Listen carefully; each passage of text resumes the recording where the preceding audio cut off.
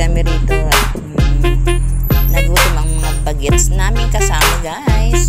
Kaya nagkintay kami ng lutong pizza.